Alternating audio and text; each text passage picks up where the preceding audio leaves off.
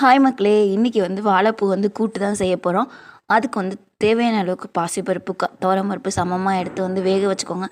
இது கூட தக்காளி, பச்சை மிளகாய், பூண்டு போட்டு வேக வச்சுருக்கேன். பொடி பொடியாக வாழைப்பூ நறுக்கி எடுத்துக்கோங்க.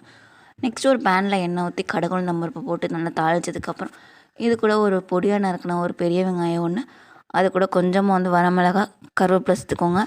பச்சை மிளகாய் ஃப்ளேவர் பிடிக்கும் அப்படின்னா சேர்த்துக்கோங்க. நான் பருப்பில் போட்டனால ஸ்கிப் பண்ணிட்டேன்.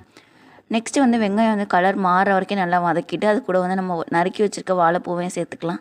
இப்போ வாழைப்பூவும் ஓரளவுக்கு வேகிற அளவுக்கு வதக்கி விட்டுட்டு தேவையான அளவுக்கு கல்லுப்பையும் போட்டு நல்லா வதக்கிக்கலாம். கொஞ்சம் ஓரளவுக்கு வதங்கினதுக்கப்புறம் ஒரு ஸ்பூன் அப்புறம் ஒரு 1/2 ஸ்பூன் 1.5 ஸ்பூன் அளவுக்கு சாம்பார் பொடி சேர்த்து நல்லா வதக்கிக்கோங்க. நல்லா வதங்கினதுக்கப்புறம் நம்ம வேக வச்சு வச்சுருக்க பருப்பை கொஞ்சம் சேர்த்துக்கோங்க.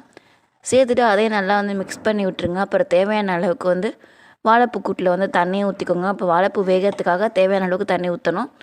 ஊற்றிட்டு அவ்வளோதான், நல்லா வேக வச்சு சுண்டை வச்சு எடுங்க. இதுக்கு முன்னாடி சேனலை என்ன சப்ஸ்கிரைப் பண்ணாமல் இருந்தீங்கன்னா சப்ஸ்கிரைப் பண்ணி பெல் ஐக்கனை கிளிக் பண்ணுங்கள்.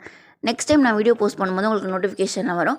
ஃபைனலாக தேங்காய் திருவின தேங்காய் சேர்த்து நல்லா மிக்ஸ் பண்ணி விட்டு ஒரு நிமிஷம் குக்காக விட்டு ஆஃப் பண்ண வேண்டியதான். அவ்வளோதான், ஒரு சூப்பரான ஒரு கூட்டு ரெடி ஆகிடுச்சு. காரம் சாப்பிடாதவங்க ஃப்ரெண்ட்ஸ் அண்ட் ஃபேமிலிக்கு இதை ஷேர் பண்ணுங்கள்.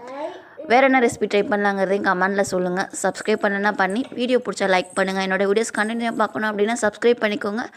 நெக்ஸ்ட் வீடியோவில் பார்க்கலாம். பாய். Thank you so much.